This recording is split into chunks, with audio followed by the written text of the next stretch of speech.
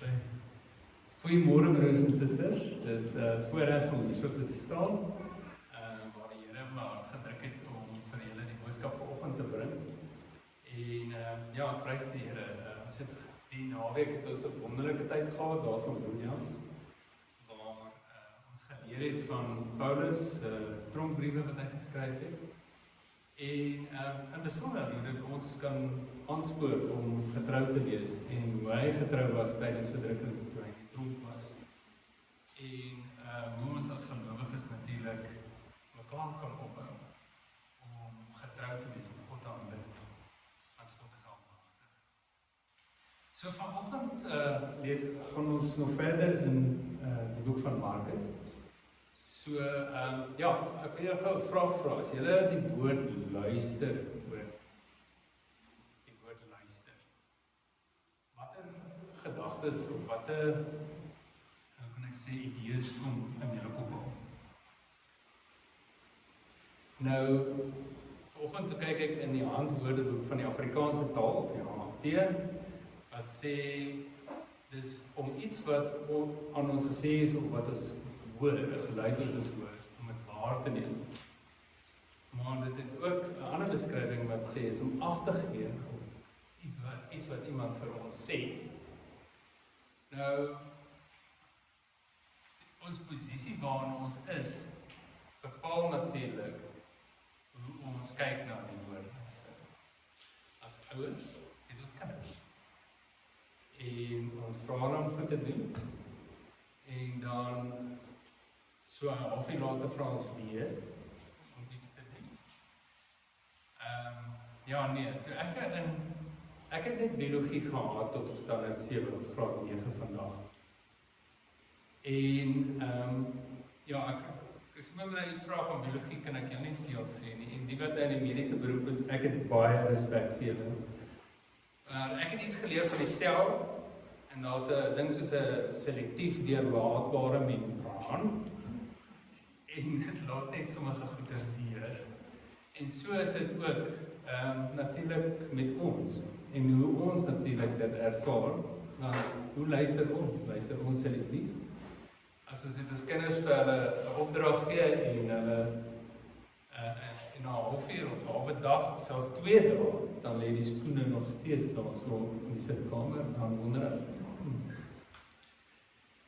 Maar ja, ek kyk nou na ons kinders, ek kyk na myself ook kyk, as my baas my opdrag gee, en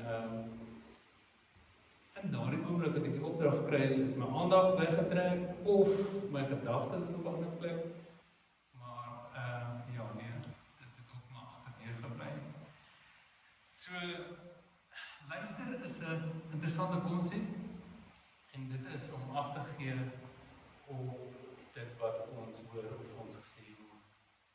Nou God praat ook met ons, en baie keer is ons ook maar hardkoppig en luister ons nie.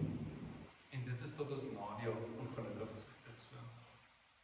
So vanoggend gaan ons nou kyk hoe dit ook gebeur het in Markus 8. So ek gaan vra dat julle na Markus 8 toe blaai, en ons gaan dan vanaf vers 1 lees.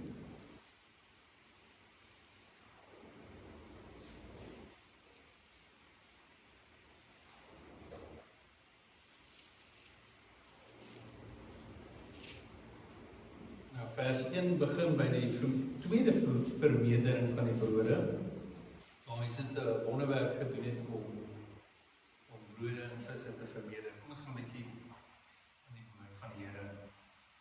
In die dae, toe daar 'n baie groot menigte was, en hulle niks gehad het om te eet nie, het Jesus sy disippels na hom geroep, en vir hulle gesê, ek voel innig jammer vir die skare, omdat hulle al 3 dae by my bly, en niks het om te eet nie. En as ek hulle honger huis toe stuur, sal hulle op die pad beswyk, want sommige van hulle kom van ver. En dis sy disippels antwoord hom, waarvandaan sal 'n mens hulle hier in die woestyn kan versadig met brood? Toe vra hy hulle, hoeveel brode het julle? En hulle sê 7. En hy gee aan die skare bevel om op die grond te gaan sit. Daarop neem hy die 7 brode, en nadat hy gedank het, breek hy dit en gee dit aan sy disippels om voor te sit. En hulle sit dit aan die skare voor. Hulle het ook 'n paar visies gehad en nadat hy gedank het, sê hy dat hulle dit ook moet voorsit. En hulle het geëet en versadig geword. En die oorskot van die brokstukke opgetel, 7 mandjies vol. En die wat geëet het, was omtrent 4000. En hy het hulle weggestuur. Vers 10. En daarop het hy met sy disippels in die skuit geklim en in die streke van Dalmanuta gekom. En die fariseërs het uitgegaan en met hom begin rede twis en van hom 'n teken uit die hemel gevra en om hom te versoek. Toe sug hy swaar in sy gees en sê: "Waarom begeer hierdie geslag 'n teken? Voorwaar, ek sê vir julle, aan hierdie geslag sal sekerlik geen teken gegee word nie." En hy het hulle verlaat en weer in die skuit geklim en na die oorkant gegaan. En hulle het vergeet om die brode saam te neem en het net een brood by hulle gehad. En hy het hulle beveel gesê: "Pas op, wees op julle hoede vir die suurdeeg van die Fariseërs en die suurdeeg van Herodes." Toe redeneer hulle onder mekaar en sê dit is omdat ons geen brode het nie. En Jesus merk dit en sê vir hulle: "Waarom redeneer julle dat julle geen brode het nie? Begryp julle en verstaan julle nie? Het julle nog jul verharde hart? Het julle oë en sien julle nie? En het julle ore en hoor julle nie? En onthou julle nie, toe ek die 5 brode vir 5000 gebreek het, hoeveel mandjies vol brokstukke het julle opgetel het nie?" En hulle sê vir hom 12. En die 7 vir 4000, hoeveel mandjies vol brokstukke het julle opgetel? En hulle sê 7. Toe sê hy vir hulle: "Hoe verstaan julle?" En hy het in Betsaida gekom en hulle het 'n blinde man na hom gebring en hom gesmeek om hom aan te raak. Hy neem toe die blinde by die hand en lei hom uit die buitekant die dorp. Hy lei hom uit buitekant die dorp. En nadat hy in sy oë gespoeg en hom die hande opgelê het, vra hy hom of hy iets sien. En hy kyk op en sê: "Ek sien die mense, want ek sien hulle soos bome rondloop." Daarna het hy weer die hande op sy oë laat Daarna lê hy weer die hande op sy oë en laat hom opkyk. En hy is herstel en het almal van ver duidelik gesien. En hy het hom na sy huis gestuur en sê: "Moenie in die dorp gaan of dit aan iemand in die dorp vertel nie." Nou in hierdie gedeelte wou Jesus eintlik 'n baie belangrike waarskuwing aan sy disippels gee. En hy het vir hulle gesê: "Pas op, wees op julle hoede vir die suurdeeg van die Fariseërs en die suurdeeg van Herodes." Hy wou die gevaar van valse leer aan hulle beklemtoon, want dit is so suurdeeg. Nou, suurdeegwerking, ek het nou ook in die antwoordeboek van die Afrikaanse taal gaan probeer kyk wat dit is. En maak het 'n beter beskrywing gekyk in die Collins English Dictionary en ek het toe na Afrikaans vertaal. Nou, die suurdeegwerking is enige invloed wat deur iets versprei en daarop inwerk om 'n geleidelike verandering teweeg te bring. So dit werk in en geleidelik versprei dit sonder dat mense dit dadelik met die oog kan waarneem. En hierso het Jesus natuurlik 'n waarskuwing vir sy disippels gegee. En hulle sê: "Pas op vir die suurdeeg van die Fariseërs." En vandag se dae sal ons dink aan hoeveel valse leraars daar is in hoeveel kerke wat valse leer gee. En natuurlik die leer van Herodes, die wêreldse leer. Ons stelsels, finansiële stelsels, ons opvoedingsstelsels, alles is gebou rondom 'n wêreldse se model, die sielkind is gebou rondom dit geen plek van God nie, en so is daar ook natuurlik die seedeel van die wêreld waar ons moet lê. En maar dit is wat Jesus vir sy disippels wil uitnodig. Maar daar was 'n probleem gewees. Hulle wou nie luister nie. Nou Jesus het direk met sy disippels gepraat waar Jesus op die aarde was. Met ons praat hy nie direk, so ons kan nie, hy is nie hierso tussen ons, Jesus waar hy ons kan sien en hy praat met ons verbaal soos ons kan hoor nie. So maar ander woorde, hoe praat hy met ons vandag se dag? Hy praat met ons op twee maniere en die twee werk saam.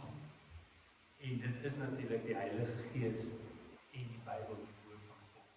Die twee werk saam om met ons te praat. God praat met ons deur sy Gees en sy woord, sodat ons by hom kan hoor wat hy vir ons wil sê. Nou, in Johannes 4 vers 23 tot 24 lees ons, maar daar kom 'n uur, en dit is nou wanneer toe Jesus met die vrou van Sigar gepraat het. En daar het hy vir haar 'n bietjie vertel van die verborgenheid van God met mense praat. So, lees Johannes 4 vers 23 tot 24. Maar daar kom 'n uur, en dit is nou, wanneer die ware aanbidders die Vader in gees en waarheid sal aanbid. Want die Vader soek ook mense wat hom so aanbid. God is gees, die wat hom aanbid, moet hom in gees en waarheid aanbid. In Johannes 14 het ons gelees, of lees ons, vanaf vers 26, maar die Trooster, die Heilige Gees, wat die Vader in my naam sal stuur, hy sal julle alles leer, en julle herinner aan alles wat ek vir julle gesê het. So die Heilige Gees het 'n doel. En die Heilige Gees kom leer ons van Jesus Christus en leer ons van die woord. Nou, aangaande die woord van God leer ons in 2 Timoteus 3 vers 16 tot 17, en dit ken ons baie goed, is die hele skrif is deur God ingegee en is nuttig tot lering, tot weerlegging, tot regwysing, tot onderwysing in die geregtigheid, sodat die mens van God volkome kan wees, vir elke goeie werk volkome toegerus. So ons die belangrikheid van God se Gees om ons te lei, om te herinner wat die woord ons sê, maar ons het ook die woord van God, waar ons God leer ken. Nou, vir ons as gelowiges maak dit sin, maar ongelowiges maak dit nie sin voor. En aangaande die Heilige Gees, lees ons in Johannes 14, vanaf 16 tot 17, en ek sal die Vader bid, en hy sal julle 'n ander trooster gee, om by julle te bly tot in ewigheid. Die Gees van die waarheid, maar om die waarheid weer in die woord van God, wat die wêreld nie kan ontvang nie, omdat dit hom nie sien en hom nie ken nie, maar julle ken hom, omdat hy by julle bly en in julle sal wees. En in Johannes 16 vers 7 tot 11 lees ons, maar ek sê julle die waarheid, dit is voordelig dat ek weggaan, want as ek nie weggaan nie, sal die Trooster nie na julle kom nie, maar as ek weggaan, sal ek hom na julle stuur. En hy sal kom, en hy sal die wêreld oortuig van sonde en van geregtigheid en van oordeel, van sonde, omdat hulle in my nie glo nie, en van geregtigheid, omdat ek na my Vader gaan en julle my nie meer sal sien nie, en van oordeel, omdat die owerste van hierdie wêreld geoordeel is. So die Heilige Gees is baie interessant, leer ons, dat hy leer ons die woord van God, hy herinner ons wat Jesus ons gesê, of ons deur sy woord sê, maar vir die ongelowiges, vir wie die woord van God nie sin maak nie, die Bybel nie sin maak nie, kom hy, en hy oortuig die wêreld van sonde en oordeel. Daar's 'n oordeelsdag wat kom. En wanneer ons doodgaan, gaan ons geoordeel word. En dit is baie belangrik om te weet of ons Jesus Christus as ons persoonlike saligmaker, ons verlosser aangeneem het, omdat hy vir ons sondes gesterf het. En dit kom die Heilige Gees aan met ons. So die vraag is dan natuurlik, wat maak ons met hierdie feit? Gee ons ag op dit wat die Heilige Gees vir ons sê, of laat ons maar net gaan tot ons eie verderf? So is dit vir ongelowiges. Nou, Jesus se disippels wou nie luister op daardie tydstip toe hulle nou op die water was en hulle het brood nou, net een brood gehad, en Jesus nou 'n bietjie met hulle begin praat en hy het vir hulle gesê, waarom redeneer julle dat julle geen brood het nie? Begryp julle en verstaan julle nie? Het julle nog 'n verharde hart? Het julle oë en sien julle nie? Het julle ore en hoor julle nie? En onthou julle nie, toe ek 5 brode vir 5000 verdeel het nie? En hy sê toe vir hulle, hoe verstaan julle nie? So net soos hulle nie geluister het wat God vir hulle gesê het, gebeur dit dat ons ook soms nie verstaan het. Nou in vanoggend se preek gaan ons kyk na 5 afleidings waarop ons moet let, sodat ons na God luister wanneer hy met ons praat. 5 dinge wat ons na moet kyk en waarvoor ons op 'n dag moet wees. Die eerste ene is ons hart. So Jesus het gesê, sy disippels het hy gevra, het julle nog heel verharde hart? Nou, die hart waarvan die Bybel meestal praat in die Nuwe Testament, is ons wese, ons siel, hoe ons met God kommunikeer, dit is ons hart. En in hierdie opsig het Jesus gevra, het julle nog heel verharde hart? Nou God het sy Gees vir gelowiges gestuur. En ons het nou geleer wat die doel is, om ons te leer, om met ons te praat. Nou in 1 Tessalonisense 5:19 sê die Bybel, blus die Gees nie uit nie. So wat is ons gesindheid teenoor die Heilige Gees? Nou, die Heilige Gees praat met ons. Hy praat met ons harte. Ons weet wat die regte ding is. Ons weet wanneer God op ons hart druk om iets vir hom te doen. Soos byvoorbeeld om een van ons medegelowiges te gaan ondersteun, 'n oproep te maak, sê hoorie, hoe gaan dit met jou? Ek het jou lank terug gesien. Of om deel te neem in die kerklike aktiwiteite, of om die evangelie te deel. So kom druk die Heilige Gees in ons hart. Nou ek het dit al baie keer waar ek al die Here in my hart geplaas het en om iets te doen, soos val ek deel die evangelie, julle weet dit, ek is lief daarvoor om met mense te praat en ek dank die Here dat hy geleentheid gee. Maar dit gebeur baie keer, ek het nie meer lus, ek het nie lus op daardie oomblik nie. En veral wanneer die Here op my hart plaas om dit te doen, en dan doen ek dit nie, of ek is te besig. Ek hou myself besig met allerlei dinge. En dan onderdruk ek hierdie stem van God in my hart om gehoorsaam te wees. En God praat met elkeen van ons. Elkeen wie 'n gelowige is, en die Heilige Gees binne hom of haar. En die Heilige Gees praat met ons. En dit wat die Heilige Gees in ons harte plaas, moet ons gehoorsaam. Die vraag is ook natuurlik, ons het gelees van die Heilige Gees, nou natuurlik die Bybel, die woord van God. Wat is ons gesindheid teenoor die Bybel?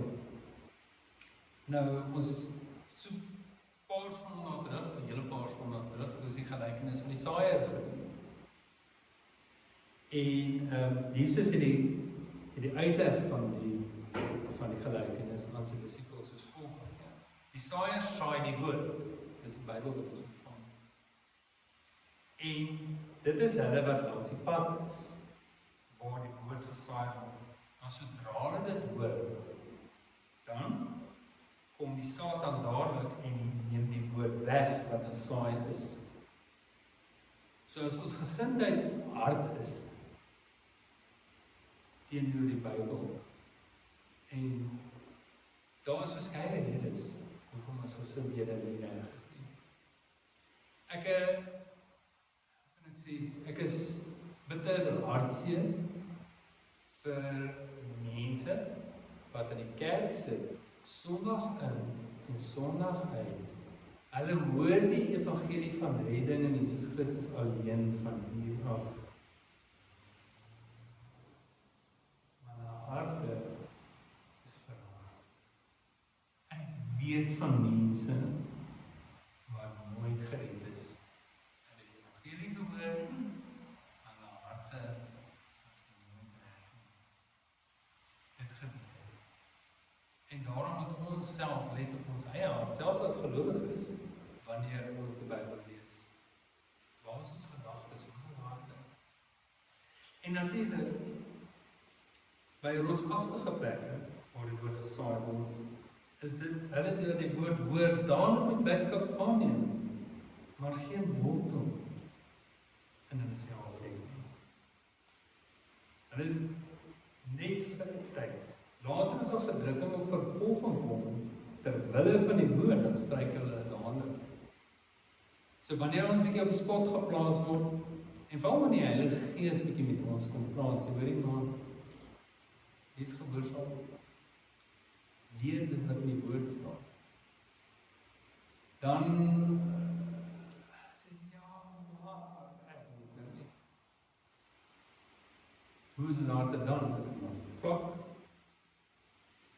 En wanneer daar by die dorings gesaai word, is dit wat hulle wat die woord hoor, en die sorge van die wêreld en die verleiding van die rykdom en die begeerlikheid in verband met die ander dinge, kom op en verstik die woord en dit word onvrugbaar.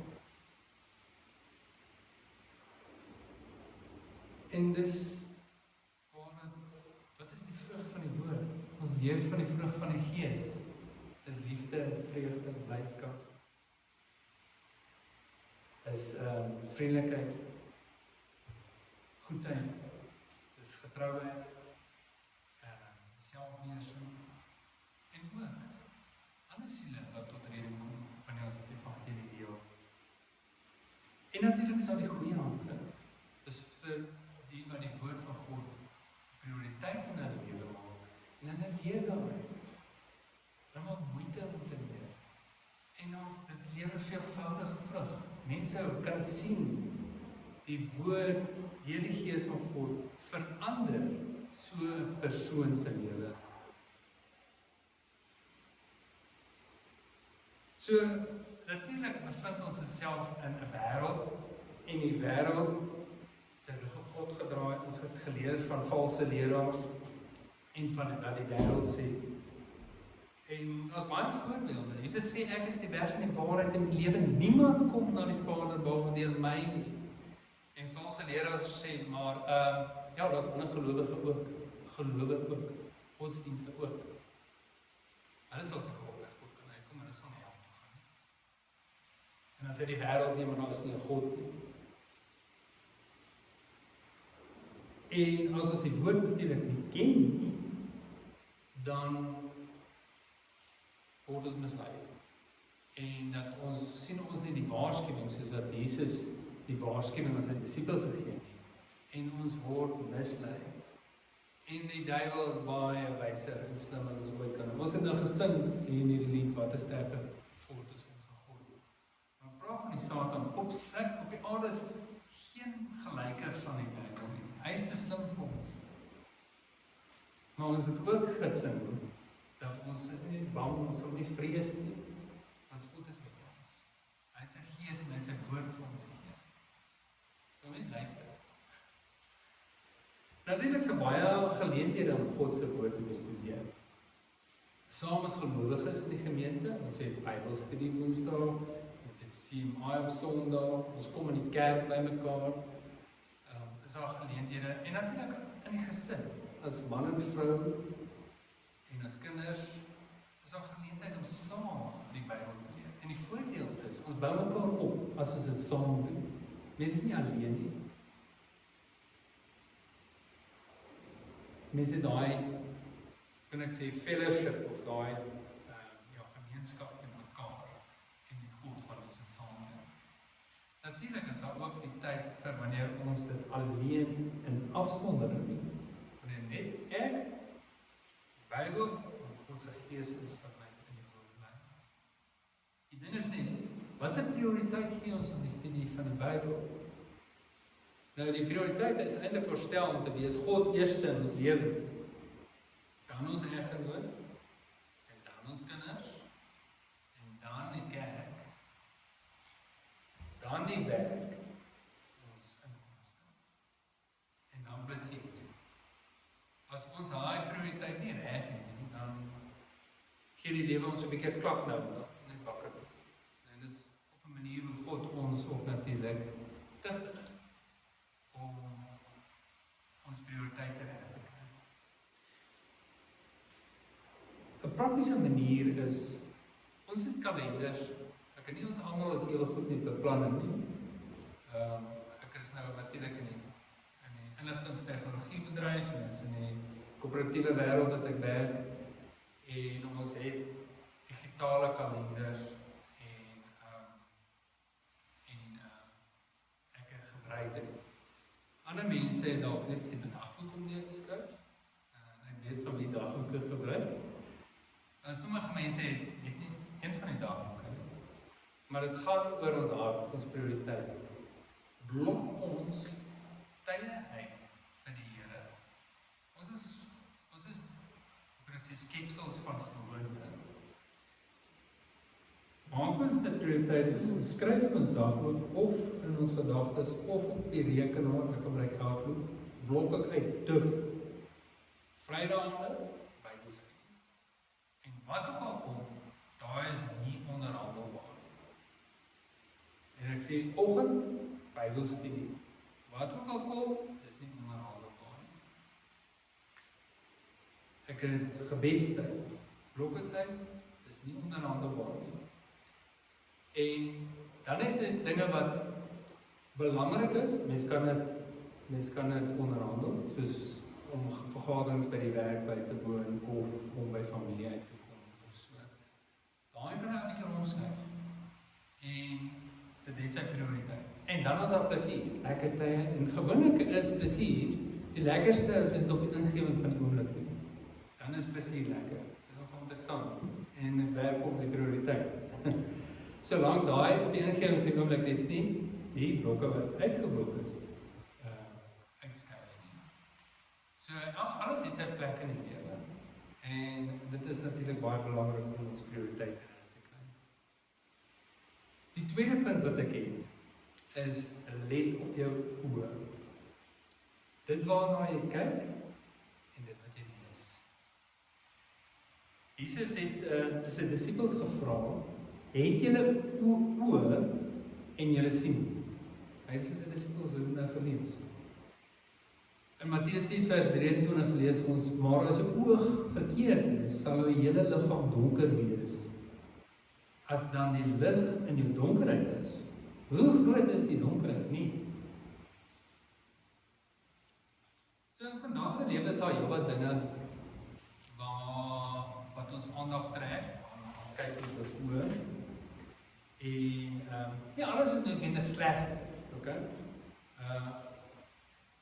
As dit 'n ding wat nie sleg is nie, het kan byvoorbeeld so sport of en ek praat van net gesonde sport, ek praat nie van om 'n obsessie te hê met dit nie.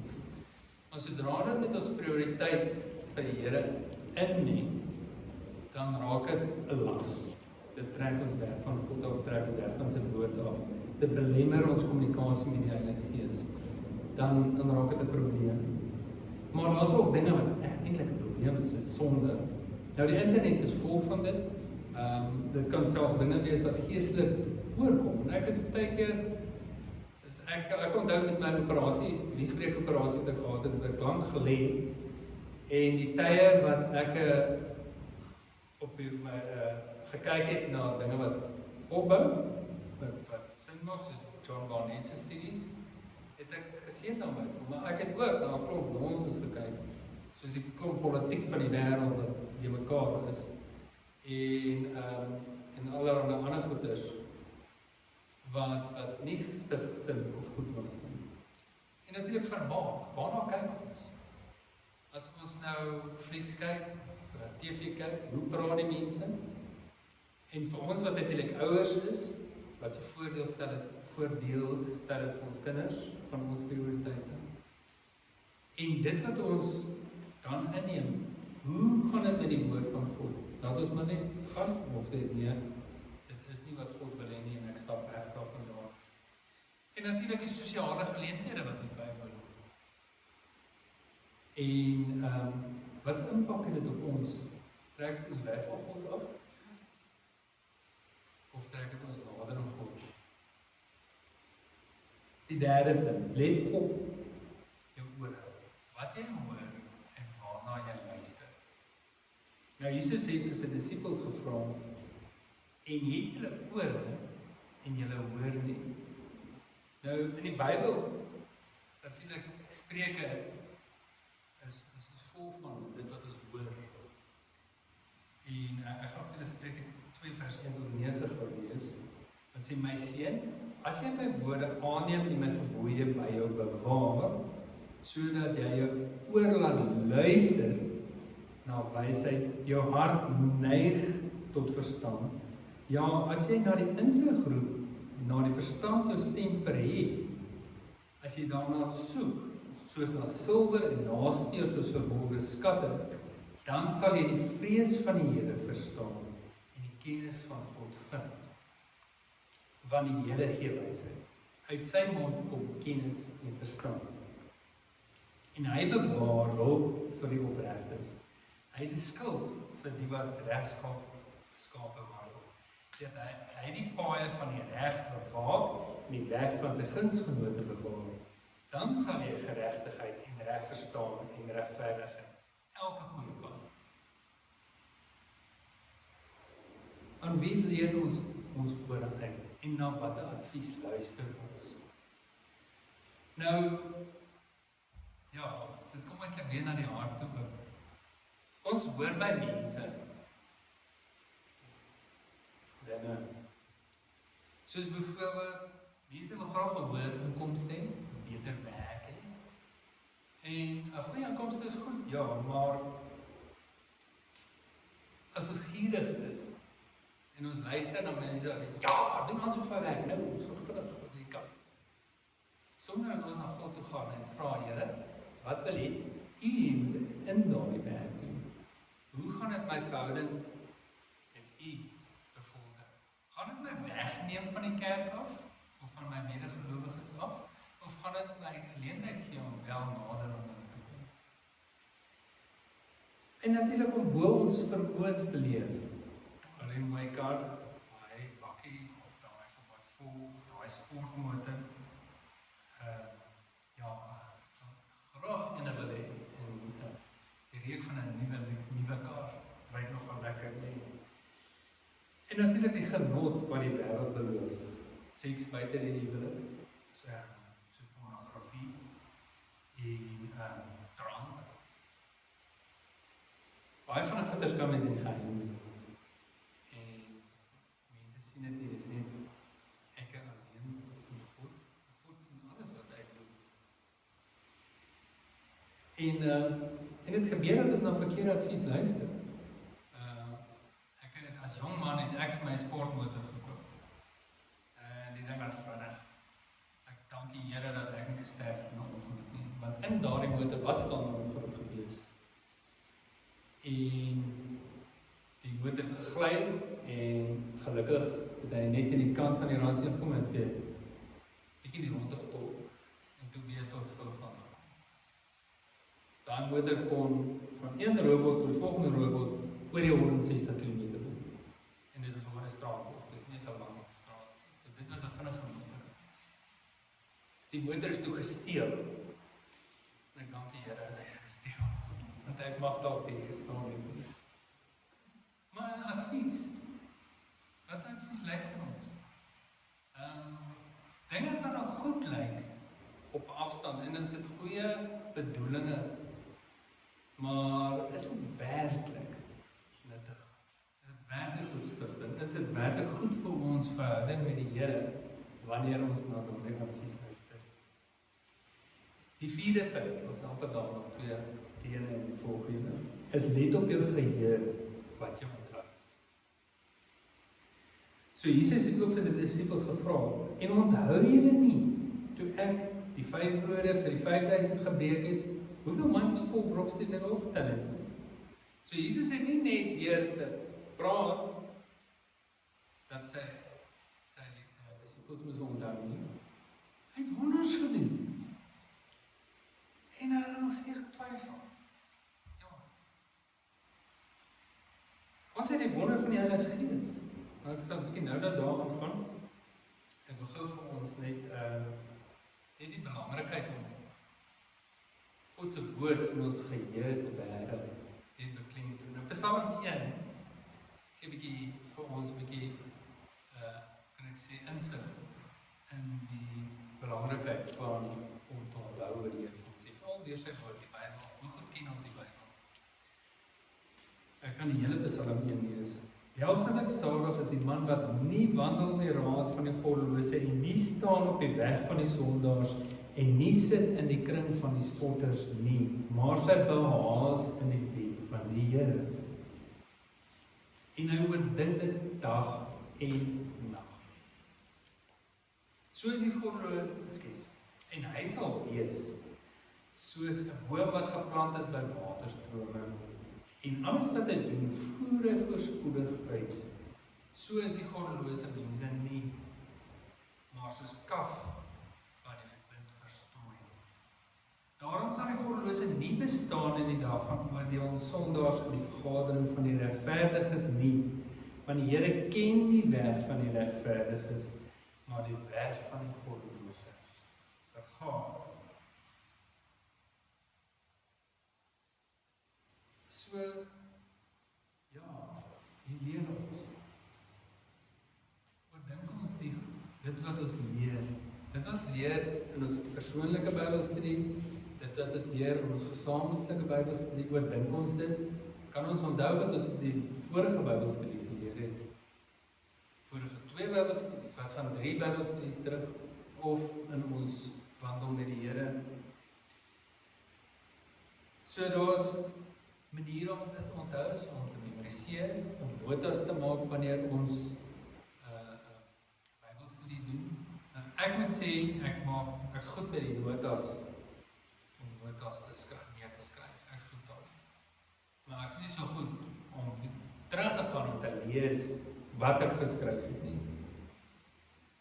So, ja, ek moet sê mense, ek moet erken en dat ek moet meer teruggaan om my notas te gemaak, dat ek onthou wat die Here gesê het. En ook wanneer ek die Bybel lees, dat ek dit wel lees om dit te bestudeer, en nie net lees om 'n boksie te tik. Ek het die Bybel gelees, en so ek. Dit is net so wel wat kon in 'n spieël kyk, en heeltemal vir myself vergeet het, dit wat ek gesien het, maar dan te vergeef dat ek die Bybel lees. Ons 5de punt, en dis die laaste punt, is let op jou wysheid, dit wat jy verstaan. Nou, uit frustrasie het Jesus ook vir sy disippels gevra, hoe verstaan julle nie? En dis eintlik dan die Here se genade dat hy ons sy Heilige Gees gegee het, om ons te help om sy woord te verstaan. Ons is nie alleen nie. Natuurlik kan daar klomp goeters in ons gedagtes kom om ons weg te trek van dit wat ons behoort te verstaan. Nou, ons het geleer van valse leer van ander godsdienstige valse predikante of leraars en natuurlik die leer van die wêreld. Dus ons kan nie die bril van die wêreld opsit wanneer ons na die woord van God kyk. Ek moet sê, as dit by mense gekuier is, ons kan 'n paar jaar terug, en hulle het opgewonde by hulle kerk, het hulle 'n studie daarso, en dis oor paas en seuns, en dan gee toe die handboek wat hulle daarso. En toe bring hulle sielkunde in. Nee julle, ek is jammer. Sielkunde in die wêreld, die woord van God, is nie versoenbaar in die beginsel van die lering daarvan nie. Want die probleem is sonde. Dit is die probleem wat in ons lewens is. Die sielkunde erken nie sonde nie. Sielkunde het sy plek om mense te kry om te kan fokus en alles. Ek skryf nie sielkunde heeltemal af nie, glad nie. Maar ons moet God se woord prioriteit bo oor dit gee. Dis nie nommer 1 prioriteit. Die res kom alles rondom dit werk. Okay. So, en dis waar hierdie wysheid van die wêreld moet ons oplet. Nou ons lees in Efesiërs Efesiërs, dit is 1 Korintiërs 1 vers 26, en ek het 'n paar verse lees, is net tot 30. Want let op julle roeping, broeders, julle is nie baie wyse na die vlees nie baie magtiges nie baie edeles nie, maar wat dwaas is by die wêreld, het God uitverkies om die wyse te beskaam. En wat swak is by die wêreld, het God uitverkies om wat sterk is te beskaam. En wat onedel is by die wêreld, en wat verag is, het God uitverkies. En wat niks is nie, om wat iets is tot nie te maak, sodat geen vlees voor hom sou roem nie, maar deur hom is julle in Christus Jesus, wat vir ons geword het, wysheid uit God, en geregtigheid en heiligmaking en verlossing. Dis die wysheid. En dit moet alle ander wysheid oortref. En nou kom op tye wanneer ons raad op is, en die Here vir ons sê, ons moet net van bid. En natuurlik het hy kom die Heilige Gees en lei ons om ons die wysheid te gee wat ons nodig het. Hoe weet ons dit? In Jakobus 1 vers 5 lees ons, en as iemand van julle wysheid kort kom, laat hom dit van God bid, wat aan almal eenvoudig gee, sonder om te verwyder, en dit sal aan hom gegee. So daar kom die Heilige Gees en hy kan vir ons wysheid gee. God kom aan ons en gee vir ons wysheid. In hierdie gedeelte van Markus 8 wat ons gelees het, net nou wat ons gelees het van sy disippels wat geluister het God 'n blinde genees. Dus God, deur sy wonderwerk, het hy 'n persoon wat nie kon sien, laat sien. Nou, dis waar die wonder in vandag se dae van die Heilige Gees kom. Die Heilige Gees is werklik God. Dis nie net 'n krag of 'n idee nie. Dis God wat in ons harte inkom. God is 'n persoon kom in ons harte en hy help ons om sy woord te verstaan. Dis 'n wonderwerk. Dit kan ons nie uit ons eie doen nie. En so is ook redding vir die ongelowige, of vir toe ons ongelowiges was, is dit ook die werk van die Heilige Gees wat ons kom oortuig het, sodat ons gered word. En natuurlik die groei in ons verhouding met hom kom deur twee-rigting kommunikasie. Ek bid tot God, ja, ek vra hom om my te help, en sy Heilige Gees, saam met die woord, kom en hy leer my van geregtigheid wat alleenlik in Jesus Christus beskikbaar is. Nou, hoe weet ons dat dit die Heilige Gees is en nie net ons eie gedagtes nie? Want baie keer kom die duiwel sê, dit is net jou eie gedagtes. Die Bybel is geskryf deur mense wat die Heilige Gees geneem het en hy die woord in hulle geplaas. So deur mense het God deur sy Gees die Bybel geskryf. En omdat dit gebeur het, sal die Heilige Gees ons nie sy woord kom weerspreek nie. So as daar gedagtes in ons kop opkom, en interessant, baie keer gebeur dit as ons net lank genoeg wag op die Here om deur sy Heilige Gees met ons te kom praat, dan sal ons weet dat ons eie gedagtes is teenoor die Heilige Gees. Dat is gewoonlik ons vlees wat teen die Heilige Gees praat. Sê, weet jy nie, ek sê lus nie, ek het verskonings nie. Soos wat toe God vir Moses geroep het, Moses, ja, ek praat nie lekker nie, en allerhande verskonings uitgedink het. En ons kan in die profete ook kyk, allerhande verskonings uitgedink het om hier te doen wat God wil hê. En so word geopenbaar dat ons wel weet of dit ons eie gedagtes is en of dit God se gedagtes is. En dit sal in lyn wees met die woord van God. Dit wat ons leer uit dit wat die Heilige Gees deur Moses gespreek het en neergeskryf het. Daarom kan ons na God kom, na die Vader se Here, help ons om dit moontlik te maak om te weet wat U vir my sê.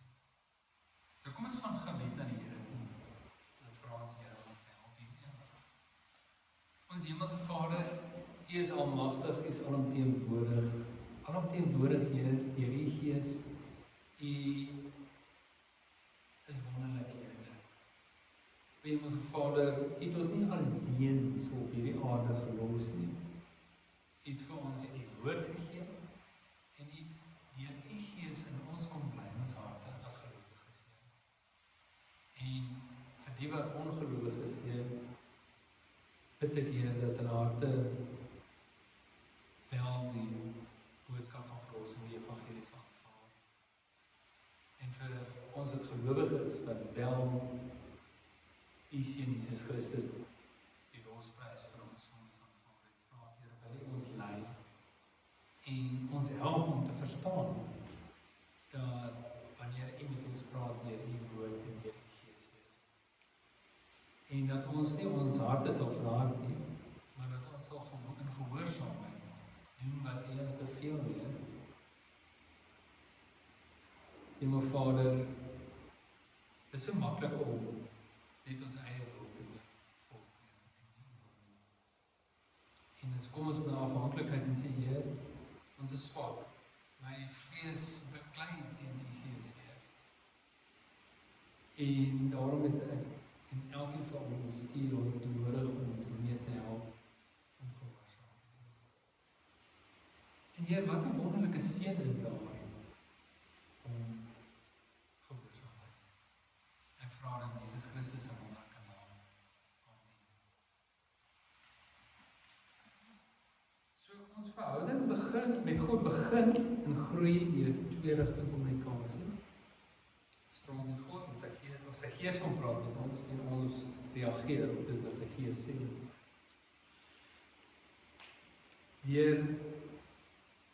En daardeur kom ons tot redding. Maar nie net redding nie. Dit vir my ook al baie droefheid. Baie keer doen ons sonde, of ons doen nie God se wil nie, en dit is tot ons nadeel en lei ons verdrukking, of ons kry swaar, of iets gebeur. Dit kan selfs siekte wees. Is dit in Korintiërs 11, waar die gemeente van Korinthe aangespreek is en sê, hoorie, maar julle neem nie die nagmaal ernstig op nie, en daarom het sommige siek geword en is ontslaap of dood gegaan, omdat hulle nie geluister het na God nie. So, dit is tot ons nadeel as ons aan te vra. En daarom is dit belangrik om af te gee en daardie droefheid wat ons moontlik sou kon maak om dit te vermy. En natuurlik wonderlike seëninge. In die Here is daar wonderlike seëninge. Eerstens vrede met God. Wow. Dis een van die besonderste dinge wat daar is vir my. Is om werklik vrede met God te hê. Om met hom enige tyd met hom te praat. Daar's fisiese seëninge ook, soos Here sorg vir ons, hy sorg dat ons genoeg het om te eet en om te leef. En natuurlik is dit nie net vir nou in hierdie lewe nie, maar na die dood of na die wegraping wanneer God ons kom haal het, gaan ons voor die troon van God wees. En soos in 1 Korintiërs 3 leer, dat God ons sal bemin vir dit wat ons hier gedoen het op aarde vir hom. Deur getrou te wees aan sy woord en aan sy Heilige Gees. So ons 5 afleidings waarop ons moet let op jou hart, let op jou oë, let op jou ore, let op jou geheue, wat ek onthou, en die wysheid. Let op die wysheid, en weet die wysheid van God. So vra vir God om deur die Heilige Gees, deur sy Heilige Gees, om dit te help. En ek preek dit vir myself, want om hier te staan, en die Here vanoggend 5 uur opkom, sê my die Jacques preeks nie mekaar, en moet anders te preek. En ek dank die Here dat ek 5 uur opgestaan het, en my preek heeltemal verander. En dit bring ons by die einde van die boodskap van vandag. My gebed is in die Here, elkeen van julle sal lei, en dit sy woord deur sy Gees, en julle veelvoudiglik